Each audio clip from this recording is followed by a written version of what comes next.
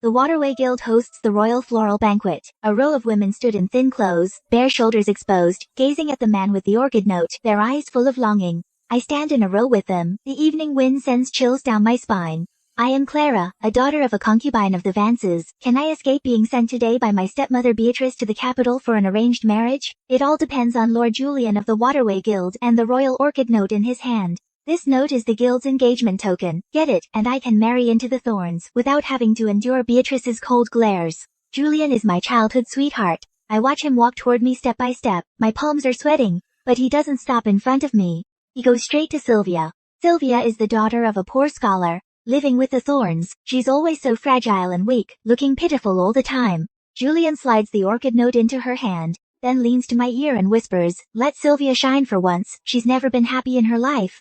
Don't worry, I'm here for you. No one dares to force you into marriage." I look at him, tears welling up from anxiety, but he just takes Sylvia's arm and announces to the crowd that Sylvia has a noble character and deserves this orchid note. These words stab like needles, shattering my last hope instantly. The laughter around me and whispers flood in. Eyes cling to me, burning me. I can't raise my head. A concubine's daughter trying to climb the social ladder? You can't even beat a poor scholar's daughter. You deserve to be sent off for an arranged marriage. Beatrice pushes through the crowd and comes over, a smile on her lips, but her voice is ice cold. Since Clara isn't meant for this fortune, then her marriage to Arthur of the Sterling Manor in the capital is set. With one sentence, he seals my fate. I look at Julian standing there with Sylvia, the perfect couple. It's blinding. The wind picks up, colder, cutting me to the bone. I know the moment Julian handed the orchid note to Sylvia, my days in Rivertown were over. My heart turns to ice. I clutch the broken rose, blocking Julian's path, my fingertips turning white from the strain, even my knuckles going pale.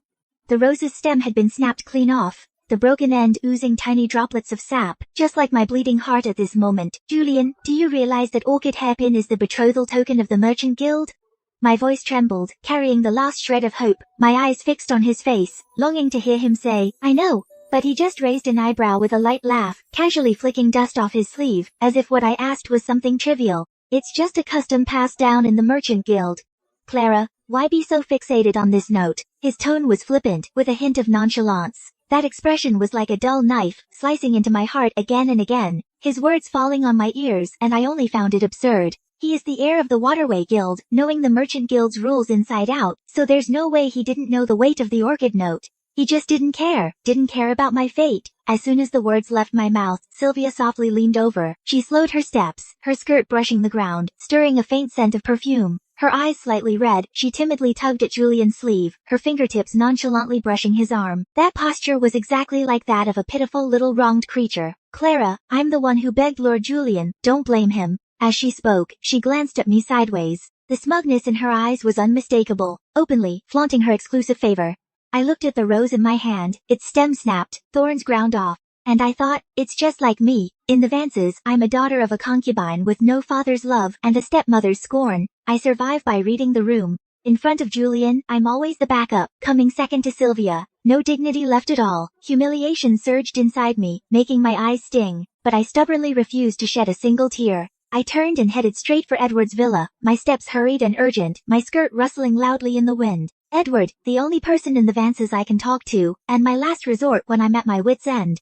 When I burst into his courtyard, he sat by the stone table, counting his prayer beads. Sunlight streamed through the leaves, making him look gentle and warm, but after hearing my tearful story, he just lifted his eyes calmly, the corners of his mouth curving into a faint, enigmatic smile. "Go with the flow, head to the capital for an arranged marriage. It might just be your chance to turn things around. Lord Arthur of the Sterling Manor is a man of exceptional talent. If you seize this opportunity, it'll be 100 times better than clinging to Julian." I stood frozen, as if all my strength had drained away. So in his eyes, I'm nothing but a pawn to be played, a bargaining chip for his own gain. The evening wind swept through the courtyard, stirring up fallen leaves, and chilling my last flicker of hope.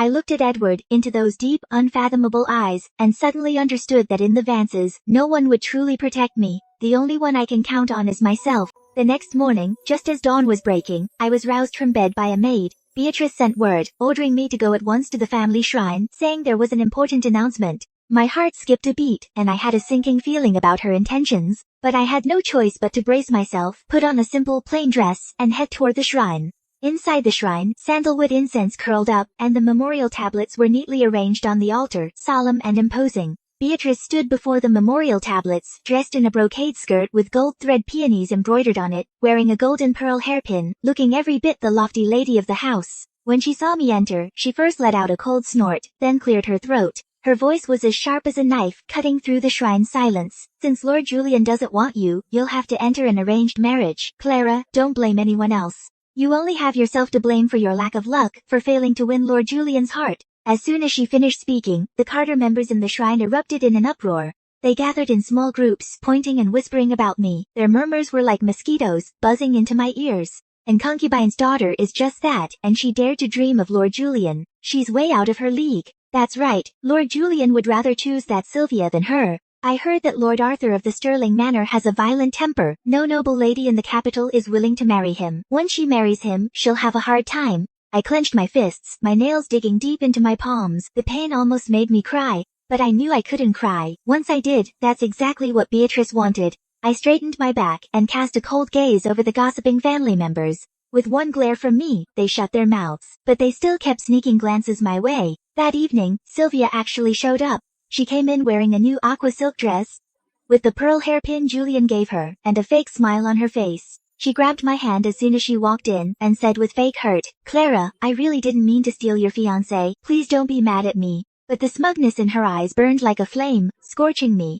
Every word she said was bragging about how she was now the apple of Lord Julian's eye. She even brought up all the things Julian did for her yesterday. Every single word stabbed right into my heart. I held back my anger, and watching her hypocritical act, I felt utterly disgusted. After she left, I went straight back to my room and slammed the door shut.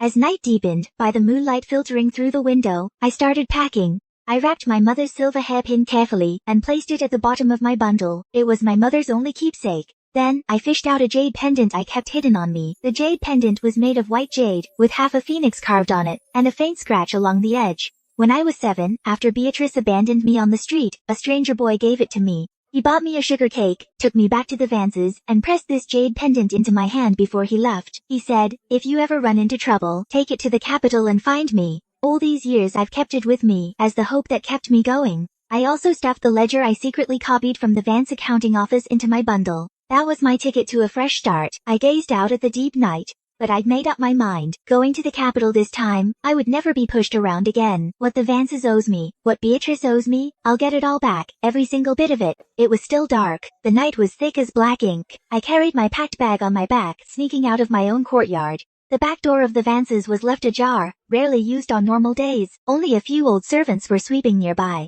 I pulled my hat down low, my steps as light as I could make them, afraid to alert anyone. The cold wind brushed my cheeks, biting with a bone-chilling cold, but I barely felt it. Only one thought in my mind: get out. Leave this place of humiliation and shame. I hadn't gone far past the back door, when I heard behind me the sound of hurried footsteps. Turning back to look, it was the maid from my room. She was out of breath from running, her face full of anxiety. "Miss Clara, how can you just leave? If Lord Julian finds out, he will surely be angry." I waved my hand at her and whispered, "Don't make a fuss, just pretend you never saw me." The maid wanted to say more, but I had already turned around, quickly disappearing into the morning mist. The maid rushed back to the Thorn Manor to report. At that time, Julian was with Sylvia, enjoying the plum blossoms in the garden. He listened to the maid's words, and just smiled dismissively, then pinched Sylvia's cheek. "Clara's just throwing a tantrum. In a few days, once she calms down, she'll be back." He didn't take it to heart at all, and continued reciting poetry with Sylvia, having a great time together. It wasn't until evening, when Julian remembered to send me some snacks, that he sent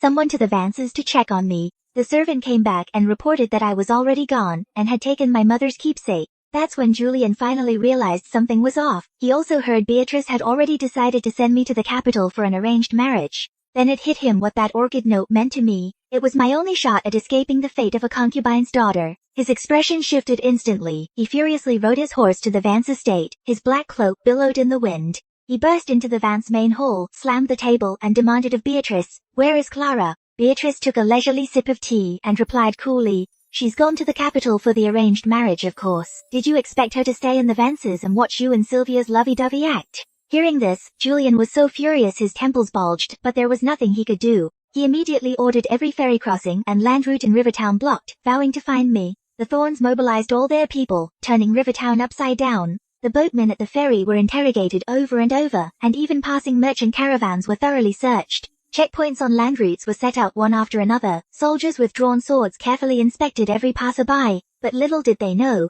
I had already blended into a northbound merchant caravan and left the city. Julian stood at the ferry, staring at the vast river. The river wind tangled his hair. For the first time, panic showed on his face. He probably never imagined I could be so ruthless, not even leaving a word of goodbye. I changed into some rough men's clothes, tied my hair up in a simple bun, and even smeared ash on my face, then mingled with the merchant caravan. I looked exactly like a young green boy, and the people in the caravan, mostly seasoned travelers, were warm and generous. Seeing I was young and alone, they often looked after me, sharing their food and water. The trip went pretty smoothly, but at Rivertown Ferry, the Thorns' pursuers stopped us, blocking our way. The pursuers rode tall steeds, brandished long knives, and surrounded the caravan. The leader barked, "Everyone, halt! Search thoroughly. Find Miss Vance, no matter what." And the moment he spoke, the pursuers rushed the caravan, roughly ransacking everyone's bags. My heart raced. I instinctively moved back behind the crowd, but a sharp-eyed pursuer spotted me, shouting, "She's here!" drawing countless eyes towards me. Before I could react, I heard rapid hoofbeats approaching from afar. As Julian rode up in a dark brocade robe, his hair slightly tousled by the wind, and his face weary from travel. He dismounted and grabbed my wrist so hard it almost crushed my bones. His eyes were desperate. "Why did you leave, Clara? What are you up to?" he asked, while I pulled my hand free and stepped back. I stared at him coldly. The sun was blinding. I squinted slightly. Then I said, word by word, "From the moment you handed the orchid note to Sylvia, I had no place in Rivertown anymore." I looked at him, disappointment brimming in my eyes. "Do you know that orchid note was my only chance to escape being a pawn in their game?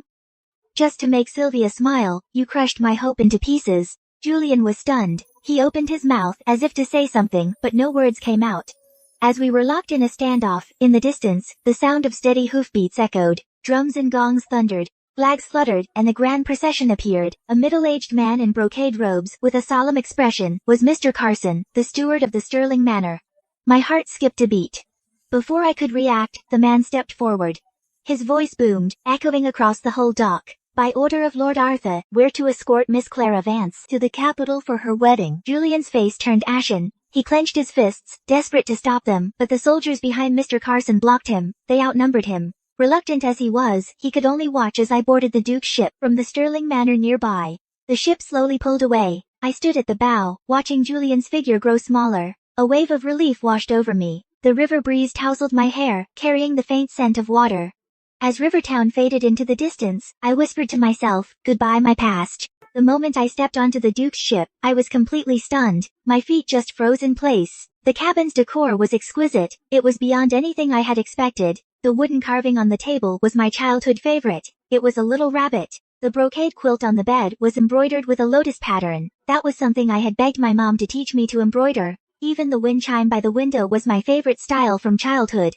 When the wind blew, it made a clear, pleasant sound. I stared at everything, totally dazed, my mind full of questions. Mr. Carson stepped forward with a smile. Seeing me like this, he patiently explained that Lord Arthur specially arranged all of these. Lord Arthur said Miss Clara has had a long journey, and should be comfortable here. His tone was respectful, and there was a hint of warmth in his eyes. I was totally confused and blurted out to Mr. Carson that I had never met Lord Arthur, and wondered how he knew what I liked, but Mr. Carson just smiled, and instead of answering, simply said that Lord Arthur had his reasons, and there was no need to pry. As the boat sailed on the river, the wind calm, and the water still, I leaned by the window, watching the scenery on both banks slowly recede. The river water was emerald green, and the willows on the banks were sprouting new buds, swaying in the breeze, such a lively scene. But inside, I was a mess, totally curious about Arthur. What kind of person is he anyway? Why would he care so much about someone he's never even met? Soon enough, I heard a racket on the deck. I stepped onto the deck and followed everyone's gaze. In the distance, on the river, several ships were racing toward us. On the lead ship stood a familiar figure. It was Julian. He stood at the bow, wearing a dark brocade robe. He was yelling at me. "Clara, come back! I was wrong. I'll get the orchid note back. I'll marry you." His voice was hoarse, full of deep regret. It echoed across the river. I didn't look back. I just stared ahead. Mr. Carson saw that and signaled to the naval fleet behind. Soon, several warships, flying the banner of the Sterling Manor, sailed out. They blocked Julian's fleet. The naval commander shouted at Julian, "Lord Julian, this is the Duke's ship of the Sterling Manor. Please turn back now. Don't make a mistake." Julian looked at the warships blocking him. He was white with rage, but helpless. All he could do was watch as the Duke's ship drifted further away, growing smaller and smaller. As the Duke's ship vanished from sight, Julian showed panic for the first time. He barked at his men to investigate and dig up everything on Arthur Sterling. I want to know why he's trying to steal my people. His voice was filled with bitterness and rage, and lingered over the river for a long time. After sailing for days, we docked at a southern town to restock. The town was built along the water, with cobblestone paths that wound and twisted. Houses with white walls and dark tiles lined both sides, and red lanterns hung under the eaves, creating a lively and peaceful scene. I went ashore to wander around, thinking of bringing some local specialties back to Arthur in the capital. Just as I reached a pastry shop, I heard someone calling my name. I turned around and saw Mr. Walker, an old acquaintance from the Rivertown Merchant Guild. He was startled at first, then quickly walked up to me and lowered his voice, saying, "Miss Vance, what are you doing here?" To which I smiled and didn't say much, just asking how he was doing. Mr. Walker sighed, leaned in and whispered, "After you left, Sylvia's been riding high. She acts like the future lady of the Thorn House and struts around Rivertown. Not only has she taken over some of the Thorn's affairs, but she often shows up at Merchant Guild banquets, making snide remarks that you're not good enough for Lord Julian. She says you knew you weren't good enough for Lord Julian and slunk off to the capital for an arranged marriage." But I just smiled faintly. It didn't faze me at all. The more Sylvia shows off like this, the more it shows she's insecure. Mr. Walker wanted to say more, but I waved him off, told him I had things to do, and turned to leave. Back on the boat, I found a long-forgotten velvet box that Julian had given me, and inside were all the things he'd given me over the years. I carried the box to the railing where the river wind was fierce, blowing my robes wildly, and as I stared at the items in the box, each one flooding me with memories, those sweet moments from the past now felt like bitter mockery. I took a deep breath and threw everything from the box into the river, piece by piece, and watching them vanish into the water, I felt so relieved, like a huge weight had been lifted off me. Knowing the past was behind me, I would just let it drift away with the current. That night, I lay in bed, tossing and turning, until I pulled out the old jade pendant I always kept close, and as my fingers traced the patterns on it, its cold touch seeped through my fingertips, yet it brought me a strange warmth. I remembered as a child being abandoned on the street by Beatrice, where I cried my heart out, but no one even looked my way, and just when I was in despair, a strange boy appeared, who knelt down and handed me a sweet pastry, pressing the jade pendant into my hand to soothe me. He said, "Little girl, don't cry," and that he would take me home.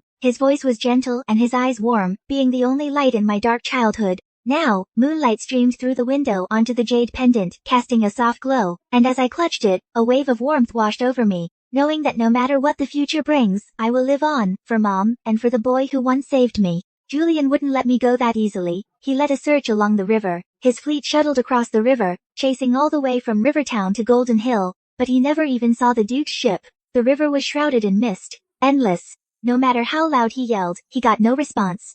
After days of searching, Julian finally gave up. He trudged back to the Thorn Manor. The moment he stepped through the gate, he ran into Sylvia, wearing one of my old dresses, sitting in the courtyard admiring the flowers. It was a pink silk dress, one my mom sewed for my 16th birthday. It was also my favorite dress. When Sylvia saw him return, she quickly stood up and meekly approached him, holding a cup of hot tea. "Lord Julian, you're back? Tired? I made you some hot tea. Have a drink to warm up." Julian looked at the silk dress on her and felt nothing but irritation. The dress on her, no matter how he looked at it, it just felt wrong. It looked way better on me. He waved his hand and said impatiently, "Take it away. I don't want to see it." Sylvia's face turned pale, a flicker of resentment in her eyes, but she forced herself to stay calm and handed the tea to him.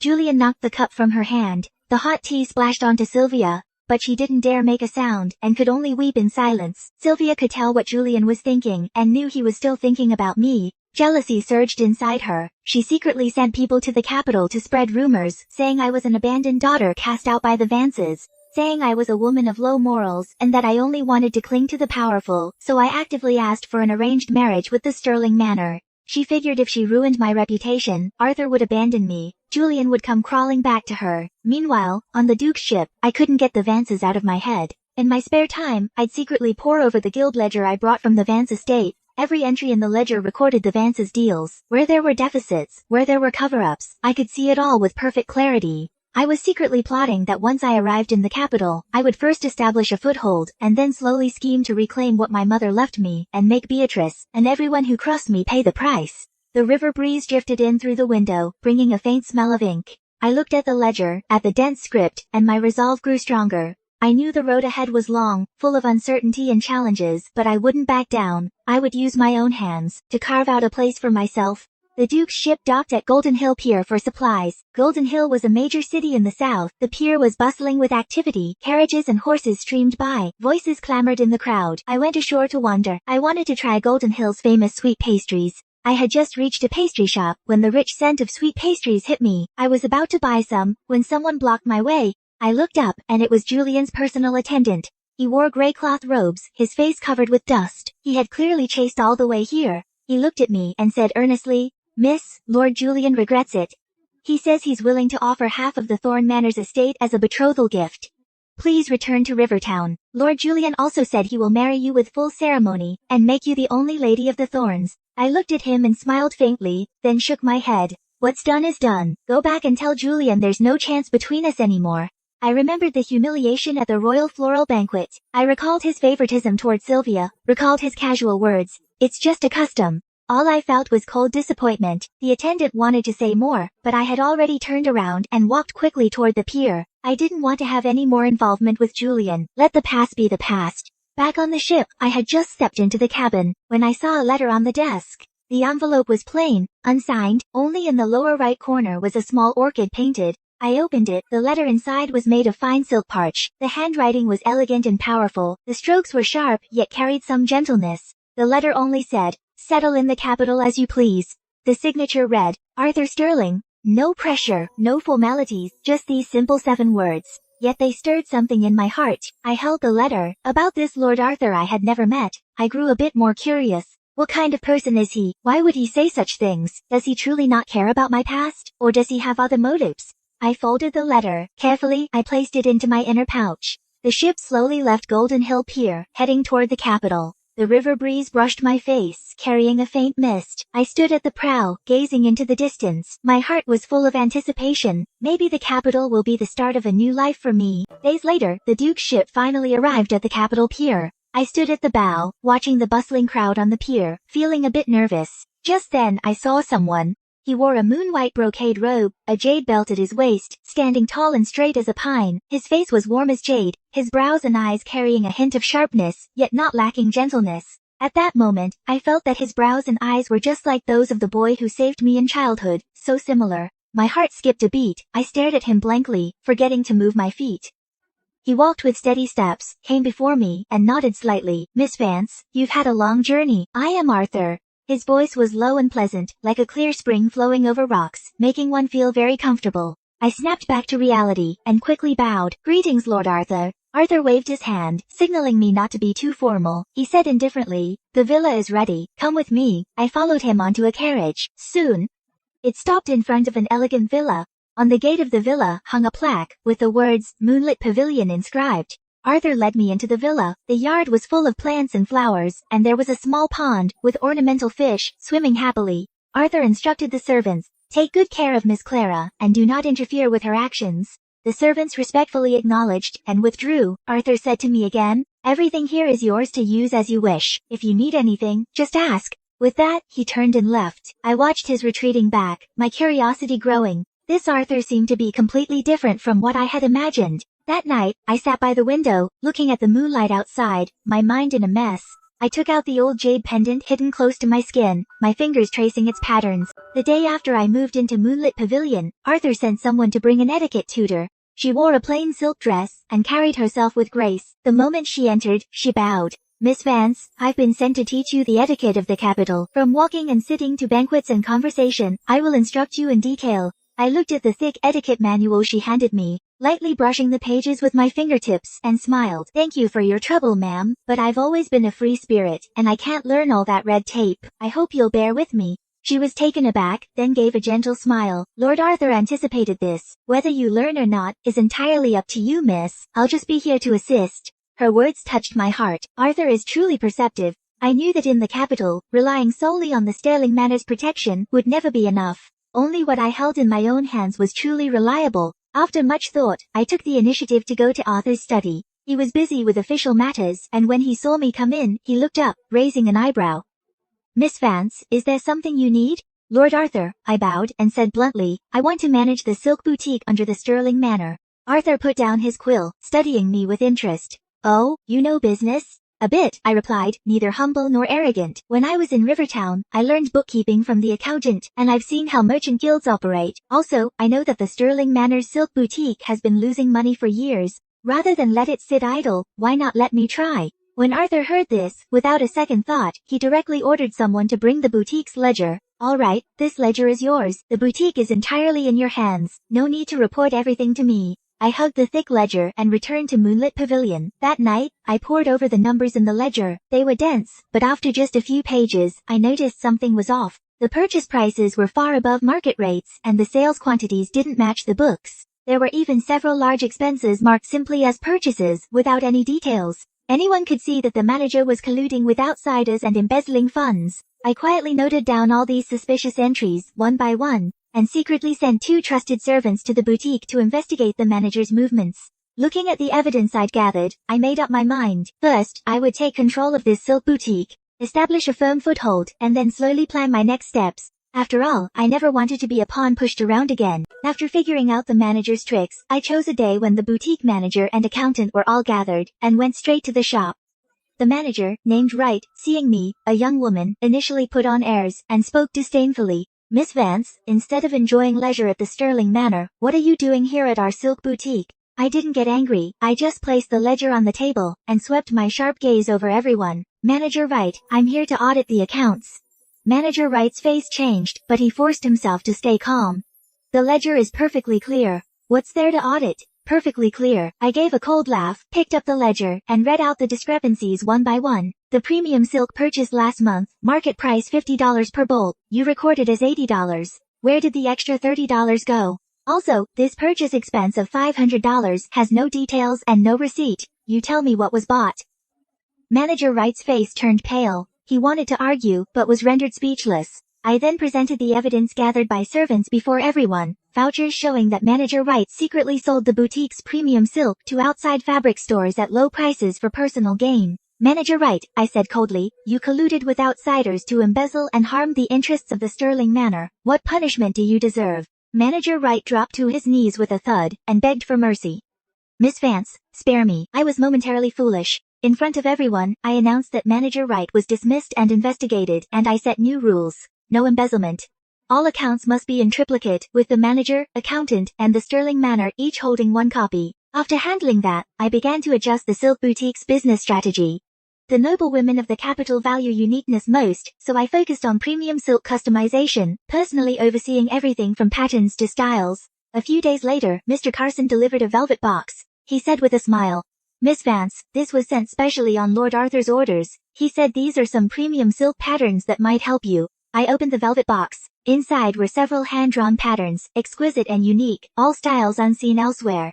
One of them, a lotus pattern, was exactly the same as the pattern on my favorite childhood dress, completely identical. My heart stirred, but I didn't make a fuss. I just had the craftsman rush to make a new dress according to the pattern. With these unique patterns and fine craftsmanship, within just a month, the silk boutique turned from loss to profit.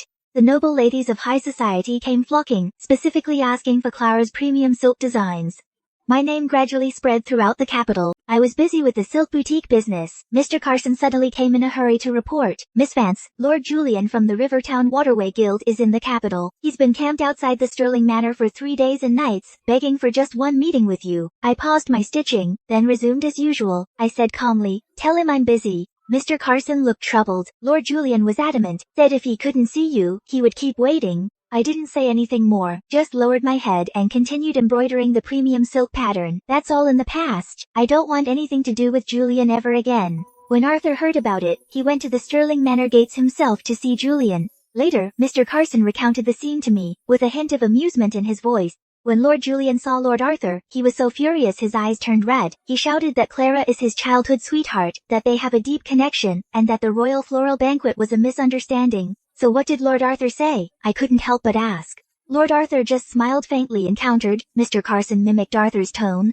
If you knew it was a misunderstanding, why did you give the orchid note to someone else back then? You, as the heir of the Waterway Guild, how could you not know that the orchid note is a betrothal token? You just thought that Miss Vance would stay by your side no matter what. So you dared to trample on her feelings. Now you cling to her. It's just humiliating yourself. I pictured Julian completely speechless, and my heart didn't stir at all. Mr. Carson also said, Lord Julian refused to leave. Lord Arthur told us to guard the Stirling Manor gates and not let him bother you. Lord Arthur also said if Lord Julian causes more trouble, he would kick him out of the capital for good. I nodded and said softly, I appreciate Lord Arthur. Then I dropped the matter completely and threw myself into the silk boutique business.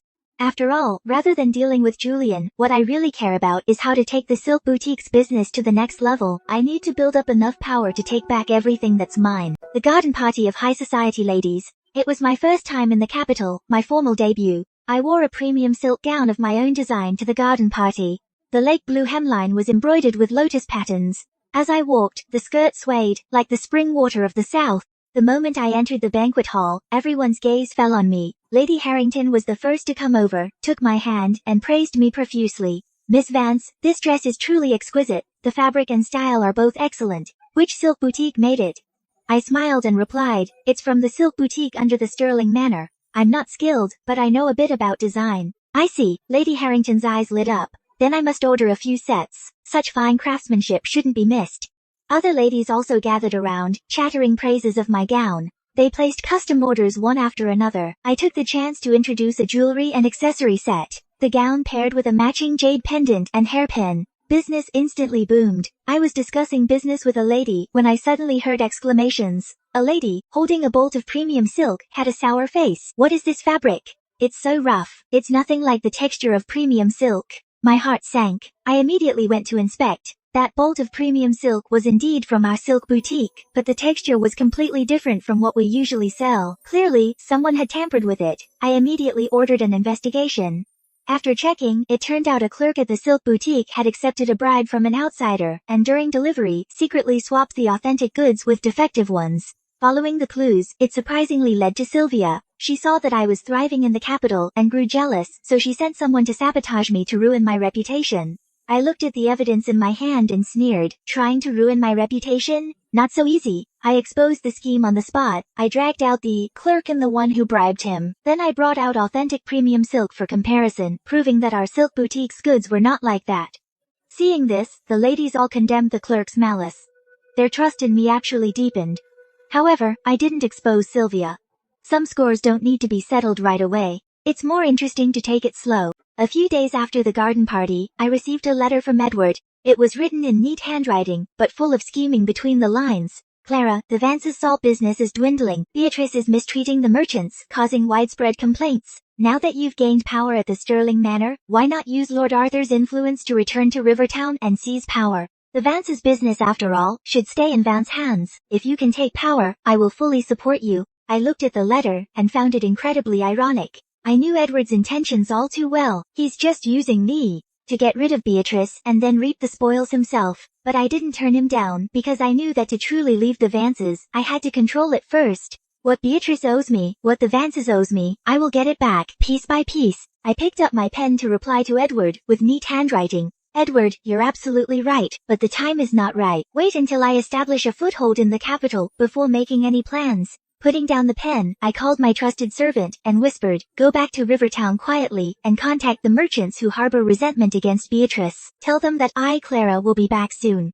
Also, find out in recent years, the evidence of Beatrice misappropriating funds from the salt business. The more the better. The man left to carry out the orders. I stood by the window, gazing at the moonlight outside, with a firm gaze. Rivertown, the Vances, Beatrice, wait for me. I will return. Julian eventually bribed a servant of the Stirling Manor and sneaked into the moonlit pavilion. When he saw me, he looked haggard and unshaven, with hardly any trace of the former high-spirited air of the Waterway Guild. He grabbed my hand, his voice hoarse. He begged, Clara, come back to Rivertown with me. I'll divorce Sylvia. I'll marry you. I'll make you the only lady of the Thorn House.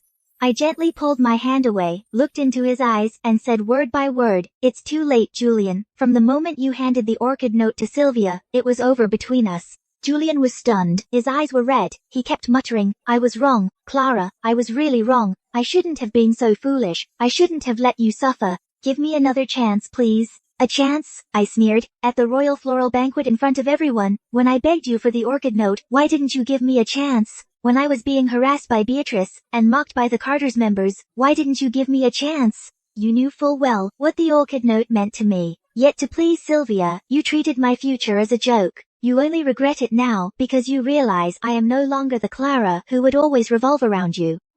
Julian was speechless. He just kept shaking his head. I was blinded back then. Please forgive me just this once.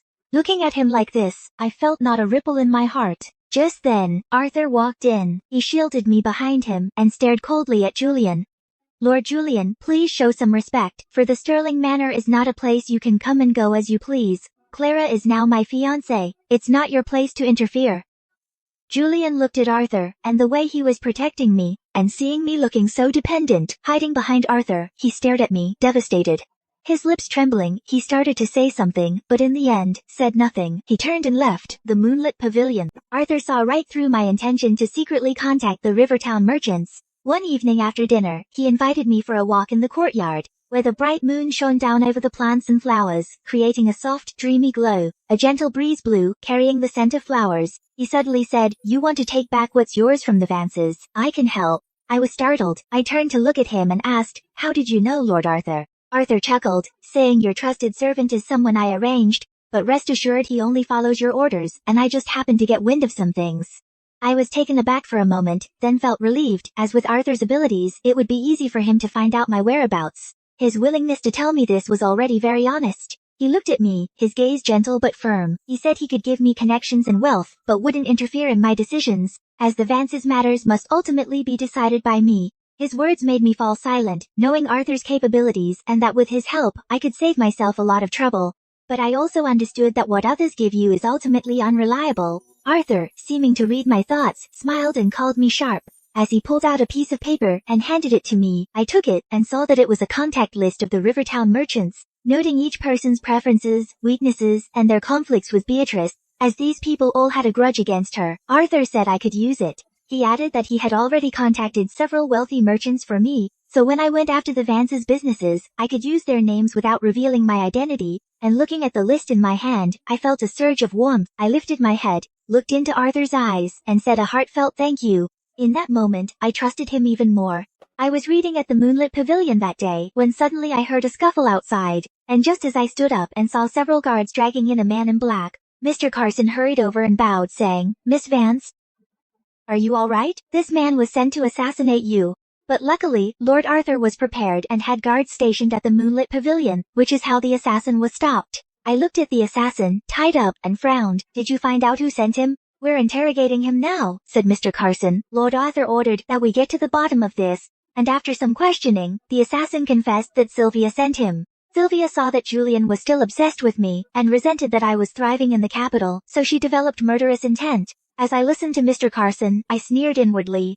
Sylvia is so naive to think that getting rid of me would bring Julian back to her. And when Arthur learned of this, he looked icy. He didn't make a fuss, but simply sent people to escort Sylvia back to Rivertown that very night. He also ordered that she never set foot in the capital again. At the same time, he had the evidence that Sylvia had bribed the assassin sent to the Thorn Manor. When Julian found out, he specifically sent someone to apologize to me. The messenger said Lord Julian knew he was wrong and shouldn't have indulged Sylvia, and added that he would never let her bother me again. I waved my hand and sent the messenger away. I knew that Julian felt even more guilty toward me. But so what? Guilt can't undo the humiliation I suffered, nor can it bring back our lost past. With the list Arthur gave me, my plans in Rivertown got much smoother.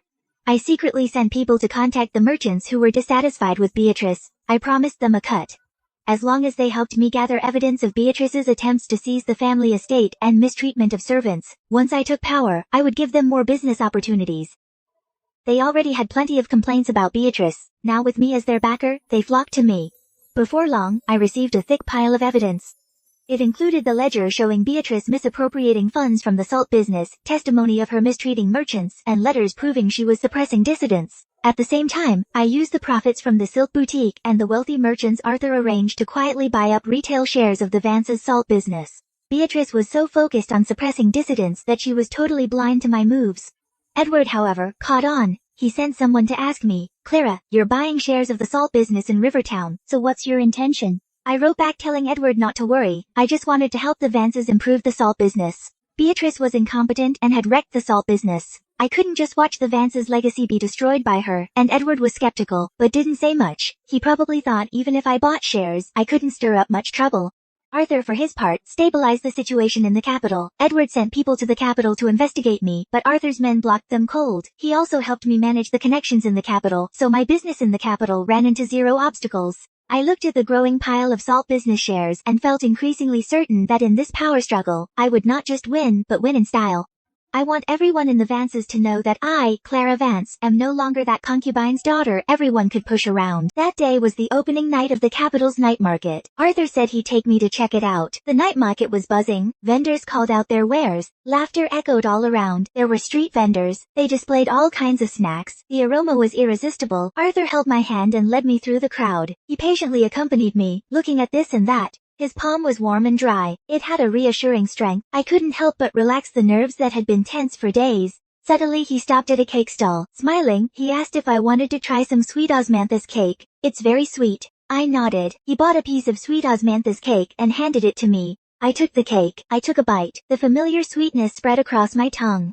The taste was just like the cake the boy bought me when I was little. Exactly the same. Memories flooded back. I instinctively pulled out the jade pendant I kept hidden on me. My fingers traced the phoenix pattern on it and that shallow scratch. Arthur looked at the jade pendant in my hand. His eyes were so tender they could melt you. He paused for a moment. He slowly unfastened a jade pendant from his waist. He held it out to me. Take a look at this. I looked closely. My breath caught in my throat. The material and pattern of this jade pendant were exactly the same as mine. It had half a dragon carved on it, and a scratch along the edge. The scratch matched the one on my jade pendant perfectly. I quickly put the two jade pendants together, dragon and phoenix interlocked, flawless. It turned out to be a complete sun and moon jade pendant. I looked at the jade pendant, then at Arthur. My lips trembled, and I couldn't speak. Arthur let out a soft chuckle, his voice gentle enough to melt. Clara, back on the streets of Rivertown, that boy who saved you, it was me. He paused, then went on. That year, I went to Rivertown with my father on business. Passing a street corner, I saw Beatrice had abandoned you there, crying your eyes out, clutching a half-stale corn bun. I bought you sweet osmanthus cakes, took you back to the Vance house, and slipped you this jade pendant before I left. I told you, if you ever got into trouble, you could find me in the capital with this jade pendant. After I got back to the capital, I kept sending people to check on you. By the time I found out who you were already being shipped off by the Vances to the capital for an arranged marriage, so I begged my father right away to arrange this marriage. Clara, I've been looking for you all these years. Inside me, a storm was raging, so the one I had been searching for all along was right beside me. So all his kindness to me was never just coincidence. Emotions flooded me, and my eyes welled up. Tears rolled down my cheeks, not from grievance this time, but from the joy of finally reuniting. The day words came from the Vances. I was at the moonlit pavilion, reviewing the Silk Boutique's accounts. Mr. Carson rushed in, his face grave, saying, Miss Clara, there's an urgent letter from the front hall. Mr. Vance had a stroke because Beatrice pushed him over the edge. He's now bedridden. The absolute power over the salt business has been seized by Beatrice. My hand froze on the ledger. A cold glint flashed in my eyes. Beatrice, she's already making her move. Arthur came from the study, took the urgent letter, glanced at it, then reached out and held my wrist. Don't panic, I'll go with you to Rivertown, he said. I looked up at him. His eyes were steady, carrying a reassuring strength. Okay. 3 days later, the fleet arrived at Rivertown Pier. I wore a premium silk dress and a golden pearl hairpin, followed by dozens of the Duke's guards, looking absolutely imposing. The Rivertown merchants saw me and started whispering. No one dared to believe that the once easily manipulated concubine's daughter of the Vances now commanded such a grand presence. Word quickly reached Beatrice. Mr. Carson sent someone to investigate, who reported that Beatrice was at the family shrine, rallying the Carter's members, saying she wanted to teach me a lesson. I chuckled lightly, my fingers stroking the jade pendant at my waist. It was the sun and moon jade pendant, Arthur's gift to me. She wants to intimidate me, then I'll show her after all these years just how capable I have become. Arthur stood by my side whispering, I'm with you. I turned to look at him, my eyes crinkling with a smile. With him, I'm not afraid of anything. Sandalwood incense curls in the Vance's shrine. Beatrice sits in the seat of honor. As I enter, she leaps up and slams the table, shrieking, Clara, do you know what you've done? Spoiled before marriage, showing off with male guards. Do you have any respect for the Vance's rules? I walk slowly to the center of the shrine, my cold gaze sweeping over the crowd. Rules? Beatrice, when you mistreated merchants and embezzled funds, and when you embezzled the salt business's money, did you give a damn about the Vance's rules? As I say this, I raise my hand, signaling the guards behind me, and they immediately bring out a thick stack of evidence and lay it out for everyone to see. These are the ledgers of Beatrice's corruption and bribery over the years, along with a joint petition from the merchants, You're lying, Beatrice says, her face going pale as she lunges to grab it, but the guards stop her. Lying? I smirk. I pick up the ledger and read out the shocking numbers one by one. Last year, you embezzled merchants' salt trading permits, driving over a dozen merchants into bankruptcy. This year you sold off the company's salt reserves at low prices to your relatives, draining the company's coffers. This is ironclad proof. The Carter's members stare at the evidence and an uproar erupts. They've long harbored resentment over Beatrice's abuse, and now it turns into public outrage. Beatrice crossed the line. No wonder the salt business is declining. So she's the snake behind it all. Beatrice watches everyone turn against her, trembling all over with fury, but can't get a word out. Arthur stands behind me the whole time, without a word, just occasionally throwing me a look, to reassure me it's okay. I look at the shrine, now in chaos, knowing in my heart that the first step is done. Next, I take back control of the salt business, and make Beatrice pay the price. I just got back to the villa at the old estate. Julian showed up at my door. He was wearing a dark brocade robe, unshaven, his eyes bloodshot, not a trace of the Waterway Guild heir's high spirits. He hurried over as soon as he saw me and said urgently, Clara, I know you want to seize power. I can help you. You can use the Waterway Guild's influence however you want. Just give me a chance. Let me make up for what I owe you. I looked at him. I felt absolutely nothing. Julian, we're already even. Even? Julian gave a bitter laugh. How can we be even? I wronged you back then. I pushed you away myself. Please, just give me one more chance. A chance, I said calmly. When I needed a chance, where were you? When Beatrice made things difficult for me, when the Carter's members mocked me, where were you then? Julian, your help now is just to ease your own guilt. It has nothing to do with me. I paused. I looked into his eyes and said word by word, moreover, Arthur and I are deeply in love. We will never be together in this life. The words hit Julian like a thunderbolt. His face turned ghostly pale in an instant. He staggered back a step. His lips trembled as if he wanted to say something, but in the end said nothing. After a long silence, he gave a devastated smile. In a hoarse voice he said, So I've really lost you. With that, he turned and left. A lonely figure. He never looked back. The day of the Rivertown Merchant Guild Council came fast. In the council chamber, it was packed with merchants and elders. Beatrice sat in the seat of honor, trying to stay calm. When I walked into the council chamber, everyone's eyes were on me. I walked straight up to Beatrice and placed the share certificates of the salt business and evidence of Beatrice harming the guild's interests on the table. Elders, merchants, I hold 35% of the Vance's salt business's shares. I am the second largest shareholder. Furthermore, Beatrice has mistreated merchants and the embezzlement evidence is right here. The merchants crowded around to see. After seeing it, they were all outraged. Beatrice, you're so wicked. We've done business with the Vances for years and never thought you'd scheme against us. Seeing this, Beatrice, desperate, jumped up and pointed at me, shouting, Clara! You colluded with outsiders to seize the Vances' estate. You traitorous bitch. Colluding with outsiders? I sneered and picked up the share certificates. These shares were bought with cash from the Vance branch family. Every transaction has vouchers. How is that usurping? Beatrice, you're the one with a guilty conscience, so don't try to slander others. I showed the transaction records to everyone. The evidence is irrefutable. Beatrice has no room to argue. In the end, after deliberation, the council elders decided to dismiss Beatrice's management rights over the salt business. I would temporarily serve as chief manager of the salt business, until my father Richard gets better, when we'll make the final decision. Beatrice collapsed into her chair, looking ashen. Beatrice just couldn't accept it. That day, I was at the villa handling the salt business's affairs. Suddenly, I heard a scuffle outside. I had just stood up when I saw Arthur's guards dragging in 2 assassins. Miss Clara, these 2 were here to assassinate you. Fortunately, Lord Arthur was prepared. We stopped them in time. The guard bowed and reported. I looked at the 2 assassins, my eyes cold. Who sent you? The assassins exchanged a glance and finally cracked. It's Madame Beatrice. Arthur rushed over when he heard the commotion. Upon learning it was Beatrice's doing, his face darkened instantly. How dare she? I was trembling all over with rage. Beatrice is so vicious. She's even resorting to assassinations to seize power. I won't let her off, I said through gritted teeth. Just then, Edward came to see me. He walked in with a smile, his tone fawning. Clara, I heard Beatrice sent assassins after you. She really doesn't know when to quit. Don't worry, I'm on your side. I can help you gather more evidence of Beatrice's crimes. I looked at him, knowing full well he was just changing sides. He knew Beatrice's power was fading. He wanted to suck up to me, but an enemy of my enemy is a friend. I smiled faintly. Then I'll count on you, Edward. Seeing that I agreed, Edward's smile grew even wider. Edward sure is efficient. A few days later, he showed up with a stack of papers. He placed the documents on the table, lowered his voice and said, "Clara, I found something. The shipwreck of your mother back then might not have been an accident." My heart skipped a beat. I jerked my head up. "What did you say?" "Back then, your mother took a boat to visit family in the south. The boat reached the middle of the river, sprang a leak and sank. Everyone thought it was an accident, but I found out the hull of that boat had been tampered with." Edward paused, looked me in the eyes and said, "The person who tampered with it is very likely Beatrice." My hands clenched so tightly that my nails dug deep into my palms. The pain took my breath away. I had always suspected something was off about my mother's passing.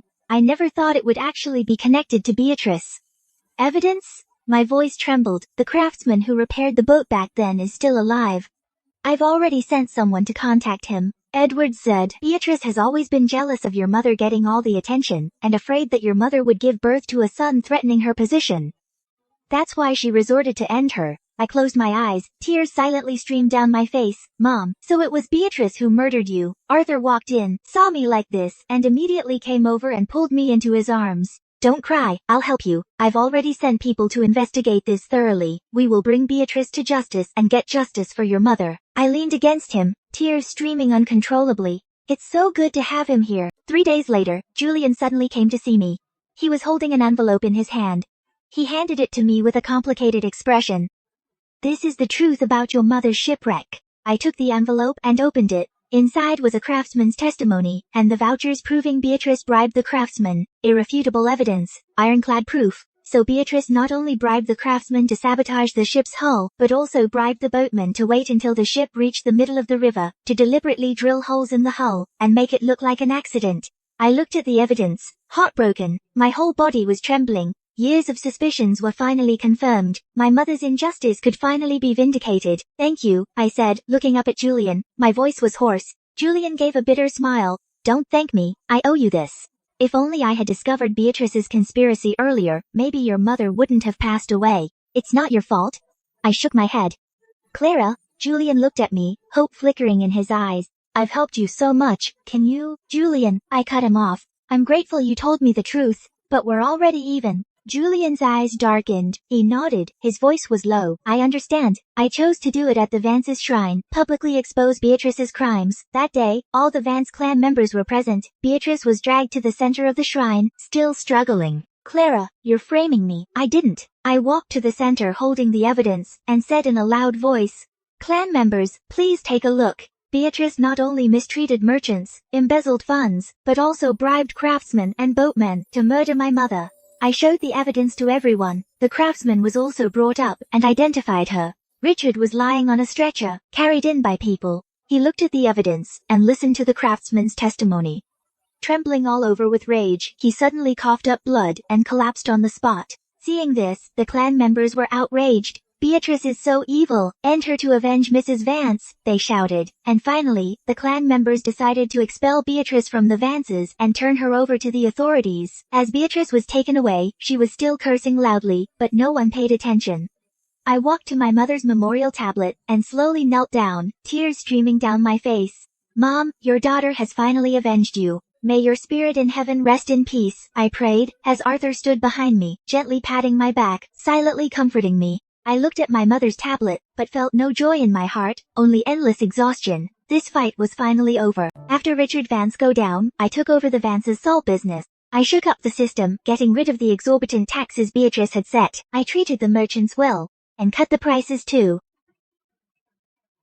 Not long after, the salt business recovered and even boomed like never before. I also merged the Vance's silk boutique with the salt business in the capital, opening up trade routes between north and south. Business just kept growing. Edward saw my growing influence and came to me on his own. He handed over all his shares in the salt business to me. "Clara, the Vances is yours now. You're the most capable person in the Vances. Only you can make the Vances thrive." I took the share certificates with a faint smile. "Edward, don't worry. The Vances is our common foundation. I won't let it fall apart." Edward breathed a sigh of relief and left with a smile. That day, Julian came to the family shrine too. He watched me standing at the center, in high spirits, talking business with the merchants. His eyes were full of loneliness. He didn't approach, just looked at me from afar, then turned and left. Later, I heard Julian went back to the Thorn Manor and remained unmarried. 3 years later, I expanded the salt business to the coastal areas and became the leader of the Rivertown Merchant Guild. In Rivertown, I also opened a charity house to take in homeless concubines' daughters, teaching them weaving and embroidery, so they could support themselves without having to depend on others. On the day the charity house opened, with deafening drums and gongs, citizens came to offer their congratulations. Arthur stood by my side, holding my hand with a gentle smile. "Congratulations, Clara." I turned to look at him. Sunlight fell on his face, outlining his soft features. Over the past 3 years, he had been by my side, supporting and encouraging me, as my strongest pillar. I looked at the thriving business before me, at the charity house, the smiling faces of those concubines' daughters, and then at the man beside me, Arthur. My heart was filled with emotion. I was no longer the Vance's concubine's daughter at everyone's mercy. With my own hands, I had earned a bright future and my own happiness. Arthur lowered his head and planted a gentle kiss on my forehead. "Clara, let's get married soon." I looked into his eyes and smiled. Okay. What came even earlier than the grand wedding was His Majesty's royal decree. On the day the decree arrived at the Sterling Manor, everyone in Moonlit Pavilion was helping me choose the wedding dress. Arthur held His Majesty's royal decree, his brow furrowed, his expression grim. The Northern Rebellion. His Majesty appointed him to lead the army. He had to leave in 3 days. I silently entered the inner chamber, opened the bottom drawer of the wardrobe, and took out the soft silver-threaded brocade. This is the fabric I had someone buy from the Western realms. It's resistant to swords and spears, perfect for making chainmail. The candlelight flickered, and I sat by the window, stitching it stitch by stitch. My fingertips were pricked, and beads of blood appeared several times. I just sucked the blood off and continued working with my head down. Arthur stood behind me, watching silently. After a long while, he spoke. "Clara, you don't have to work so hard." I turned to look at him, my eyes slightly red. "The battlefield is perilous. This chainmail protects the chest, only then can I feel at ease." He stepped forward and hugged me from behind. His chin rested on the top of my head, his voice low and husky. "Wait for me to come back." "I'll wait for you." I leaned into his embrace. Tears soaked his collar. "You must return safely. I'll wait for you to come back and get married." 3 days later, outside the city gates, flags were fluttering. I stood among the crowd seeing him off, watching Arthur in his military uniform, riding a tall steed, standing tall. He pulled the reins and gave me a deep look. In his eyes were reluctance, concern, and the determination to win. "Take care of yourself," he said in a clear voice. I nodded vigorously. I watched until his figure disappeared at the end of the road. Only then did I slowly look away. After Arthur left, I devoted all my energy to the business. Branches of the silk boutique opened one after another. The salt business also expanded to the North River region. Some people came to cause trouble, some tried to trip me up, but I handled them calmly. One day, a merchant wanted to hoard goods to inflate prices. I directly released information that the salt warehouse of the Sterling Manor still had 100,000 picals of goods reserves and would sell at market price. The opponent was instantly panicked and came to apologize on his own. I sat in the armchair, watching the merchant bow and scrape before me. I understood in my heart, only when I am strong enough can I protect the ones I want to protect and guard the home I want to keep. 3 months after Arthur left, rumors suddenly spread in the capital claiming that as a concubine's daughter, I could have achieved so much only because the Sterling Manor backed me. They also said my silk boutique uses only scrap materials and cheats the ladies out of their wealth. The rumors spread like wildfire. As a result, my silk boutique's business dropped a lot. Mr. Carson was fuming. He wanted to investigate who was behind it, but I stopped him and said calmly, "No need, after all, innocence speaks for itself." And 3 days later, I held a banquet at the largest restaurant in the capital, inviting all the ladies who had ordered dresses from the silk boutique. At the banquet, I had several large trunks brought in. They were filled with ledgers from the silk boutique. "Ladies, please take a look," I said as I opened the ledgers. "These are the purchase receipts and these are the sales records. Every entry is clear and transparent. The premium silk we use comes from the best weaving mill in the South, shipped here with absolutely no defects," I said, and then I had several sets brought out of newly designed premium silk gowns. These gowns incorporate patterns from the Western realms. Bold colors, innovative styles, I introduced, and the ladies took one look and their eyes lit up. "This is so beautiful, Miss Vance's craftsmanship just keeps getting better and better," they praised, so I smiled and said, "These are new arrivals. Today's banquet is to give you ladies a first look. Anyone who places an order today will get 20% off," and as soon as I finished speaking, the ladies rushed to place their orders. The rumors were dispelled. After the banquet, Mr. Carson told me that those rumors were started by a playboy in the capital. He had his eye on the silk boutique's business and wanted to take a cut. After I refused, he held a grudge. I sneered, "How arrogant," but after this incident, my reputation actually grew stronger. Everyone knew that Clara Vance not only had the sterling manners backing, but also real skill. I stood by the window, watching the bustling crowd below, and thought to myself, Arthur, see, I can do well on my own too. The rumors in the capital just died down, but then news came from Rivertown. Sylvia appeared out of nowhere. She started spreading rumors in the Rivertown Merchant Guild, saying that I seized power back then through shady means, and that I mistreated the Vances' distant relatives. The merchants were a little shaken up. After all, Sylvia was the one Julian used to fancy, so she carried some weight. When I heard the news, I grabbed some people and rushed back to Rivertown. At the council of the Rivertown Merchant Guild, I burst right in. Sylvia was standing on the stage, talking with spit flying. When she saw me come in, she froze for a moment, then sneered, Clara, you've got some nerve coming back, and I didn't even look at her. I walked straight to the stage and pulled out a thick stack of evidence. All merchants, take a look. I laid out the evidence of Beatrice's crimes, right in front of everyone. Back then, Beatrice mistreated merchants and embezzled funds. I was the one who brought the evidence and kicked her out. This is the ledger after the reform of the salt business. Everyone's profits have doubled compared to before. You call this dishonest too? Then I took out the dividend records of the Vance branch family members. These are the dividends for the distant relatives, distributed on time every year, never a penny short. Sylvia, you said I mistreated them. Where's your proof? Sylvia turned deathly pale, stammering and unable to speak. The merchants looked at the evidence and one by one called Sylvia out for talking nonsense. Sylvia, you've crossed the line. Miss Vance has done so much for us. How could you slander her? They said, as Sylvia saw the angry faces of the crowd, couldn't take it anymore, and slunk away. I looked at the merchants who supported me. My heart was full. Back then, I was a daughter of a concubine everyone mocked. Now I can stand here and have earned everyone's respect through my strength.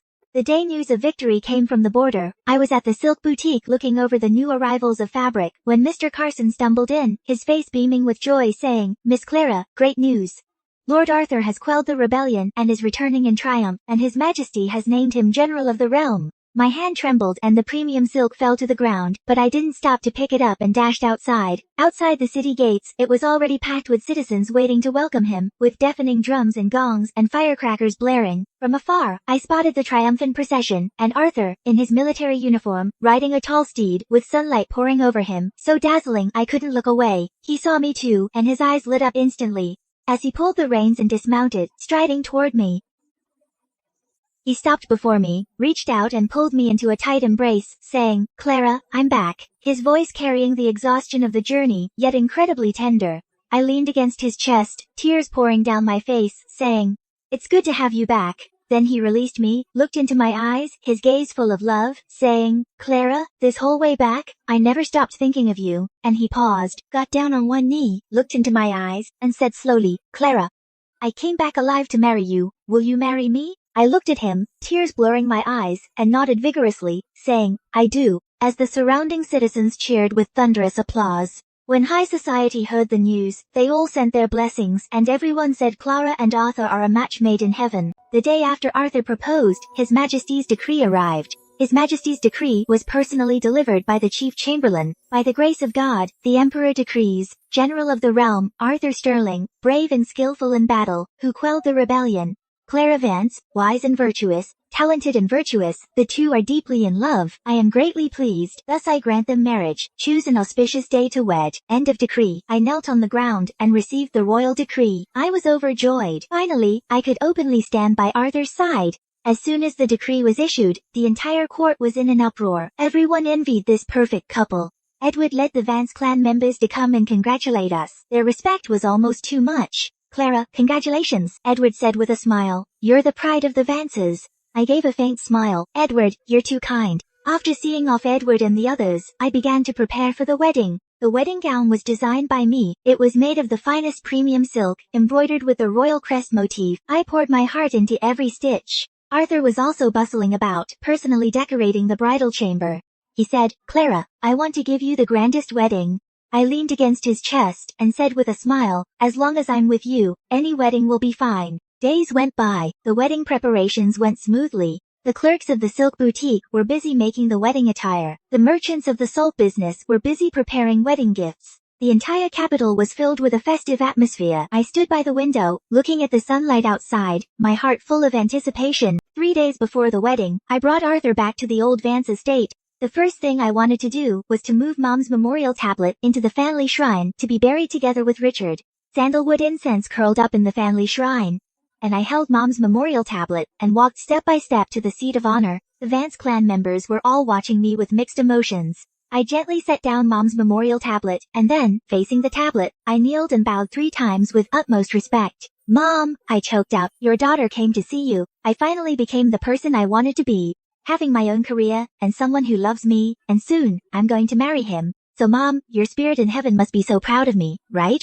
Arthur stood beside me and gently held my hand, giving me strength. After kneeling and bowing, I had someone move Mom's coffin out to be buried together with Richard, and standing before Mom's grave, I looked at Mom's name on the tombstone as tears slid down again, feeling all the grievances over these years finally vanish into thin air at this moment. When leaving the old estate, I looked back once, at the elegant estate and towering ancient trees, realizing this place holds so many memories for me, of pain and humiliation, but also growth, and now I can finally let go of the past and move forward. Arthur gripped my hand saying, "Come on, let's go home," to which I nodded, and a relieved smile appeared on my face. The day before the wedding, Julian sent wedding gifts. A pair of precious scepters, they were of top quality.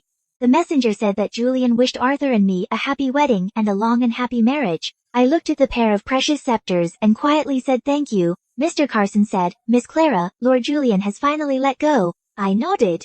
Over the years, Julian never remarried. He managed the Waterway Guild's business diligently. I knew he felt guilty toward me, but that guilt had long faded with time. Now he sent wedding gifts to sincerely wish me well, and I was finally able to let go of the past, the time we shared as childhood sweethearts, and close it properly. I had someone put the precious scepters away and store them in the storeroom. It wasn't out of lingering attachment, but relief about the past. In the evening, Arthur returned from outside and saw me sitting by the window, lost in thought. He came over and hugged me from behind, asking, "What are you thinking about?" I turned to look at him and smiled, saying I was thinking about tomorrow's wedding, whether it would be lively. He bent down and kissed my forehead saying, "It will be, I'm sure." I leaned against his chest, looking at the moonlight outside the window, my heart full of anticipation for the future. On our grand wedding day, the capital turned out in full force. My wedding gown was made from the finest premium silk. The royal crest motif on it was so incredibly lifelike. The bridal gown, adorned with jewels, was so beautiful you couldn't look away. Arthur in his bright red wedding attire stood tall and exceptionally handsome. The wedding procession set out from the Sterling Manor, with great fanfare, forming a grand procession, heading towards the Vances. The streets were packed with citizens watching the spectacle, their continuous cheers filling the air. The wedding ceremony was held in the ceremonial hall of the Sterling Manor. His Majesty personally bestowed wedding gifts, and all the officials came to congratulate. The merchants of the Silver Hall Guild also came, bringing generous wedding gifts. The Master of Ceremonies loudly announced, "Honor the heavens." Arthur and I stood side by side and bowed to the heavens.